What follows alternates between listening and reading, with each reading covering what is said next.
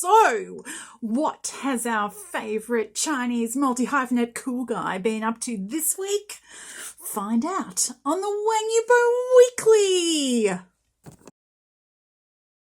Well, there is actual news this week. Things happened, all sorts of things happened, even like non-brand things happened. So, some brand things happened as well. Some very exciting brand things happened as well. So we should jump right in. Now, we're going to start on Wednesday last week, which was the day after his birthday.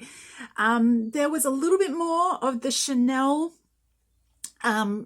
promotion, the campaign for the jewellery that was launched on his birthday, or possibly the 4th, I can't really remember. One of the things that happened in particular on Wednesday is that Marie Claire released their Chinese wing, released a sort of write-up of the campaign in which they revealed that all the filming was done in LA. So presumably that was one of the other things that he was doing during his time away. Also on Wednesday, a Chinese magazine released an interview with Wen Su. I hope I'm getting vaguely close to his name, who's a relatively famous in China Arctic explorer. And he is the person who headed up the expedition team that YIBO went on to the glacier earlier in the year, which was a UN project, and the footage of that was revealed for Glacier Preservation Day.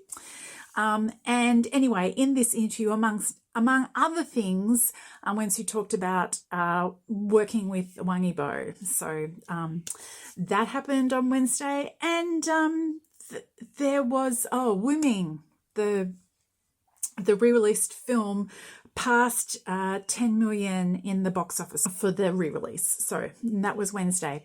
Friday, YIBO flew to Shanghai, and he was, photographed at the airport in Beijing, leaving and then arriving in Shanghai, as he always is. He was going to Shanghai for the Pechoin fan meet. So on Friday, there was a whole bunch of stuff that came out at the fan meet. The fan meet itself was only about 3/4 of an hour long. The official part of the whole thing. It was a relatively closed set. He wasn't seen arriving, as far as I know, but there were fans there, and so apart from the official live broadcast, which I struggled to get, I struggled relatively hard to get into and failed, but of course it was released afterwards in full, so I didn't miss anything, I guess, although it would have been nice, in a little way. It's nice to actually sort of be there when it's happening, but anyway, I didn't manage that.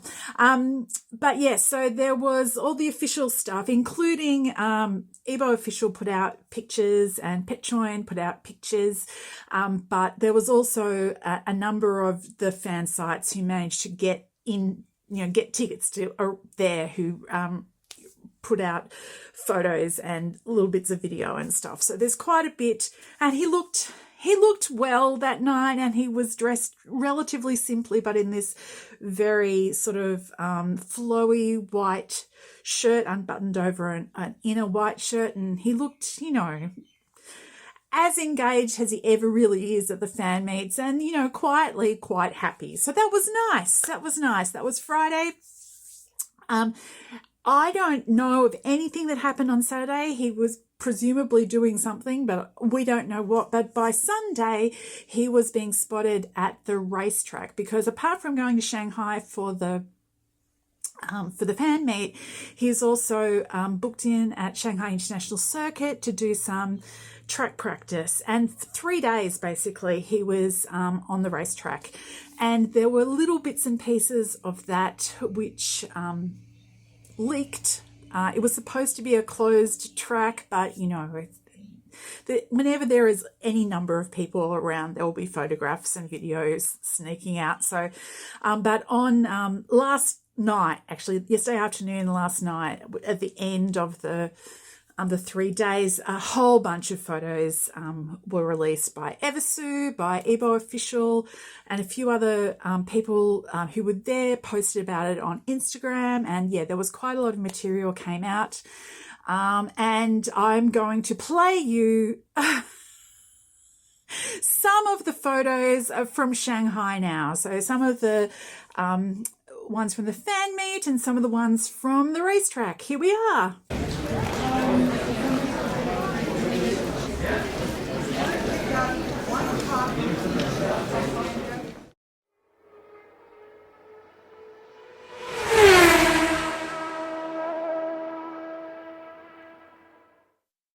There are 2 or 3 other things that happened this week that bear mentioning.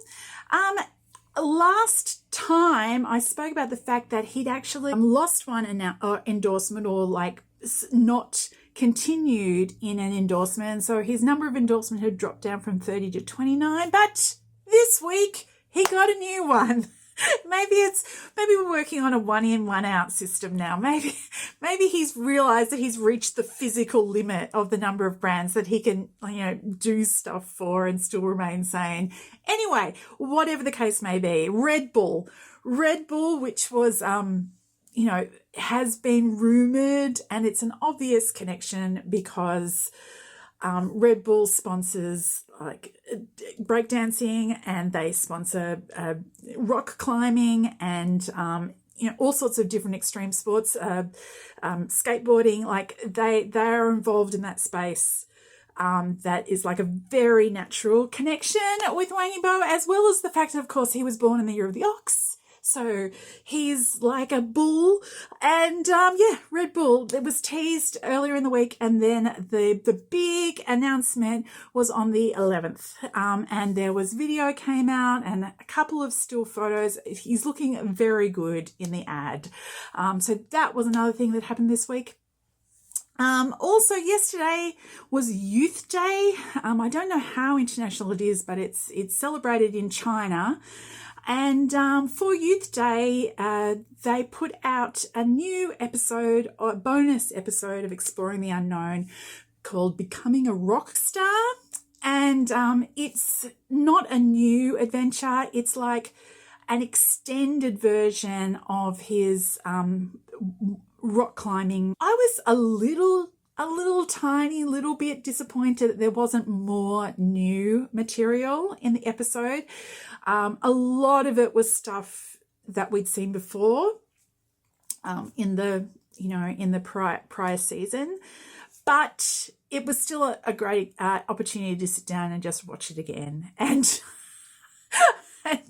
and watch him, nearly fall off the cliff several times, but not, and in fact be completely safe. Very last thing that I'll mention for the week is that on Monday, Vogue every Monday put out a Best Dressed Celebrities of the Week list on Weibo. They put out 5 female and 5 male celebrities, and Wang YIBO made the list this week, and they used one of the pictures from his birthday shoot, one of the Jimmy Choo photos. And this brings us up to brand stuff.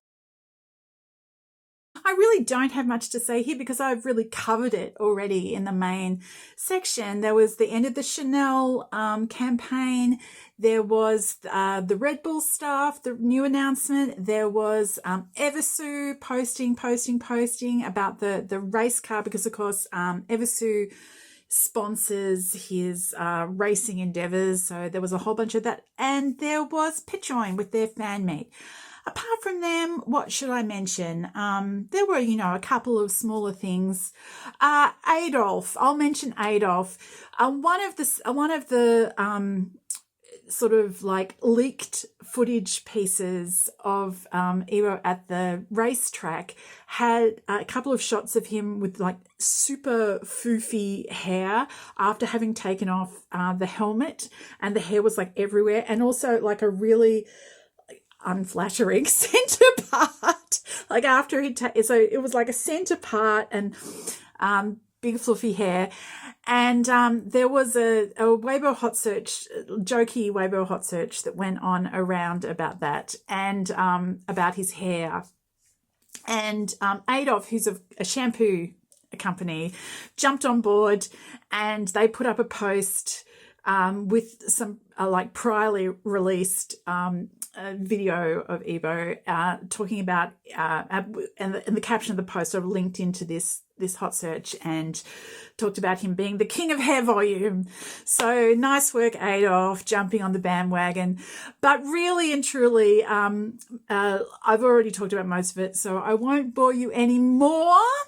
I will put the links below to most of the things that I've talked about, and I will play us out with a little bit of the Red Bull ad. I hope you're well, and I hope you have a great Wang YIBO Wednesday.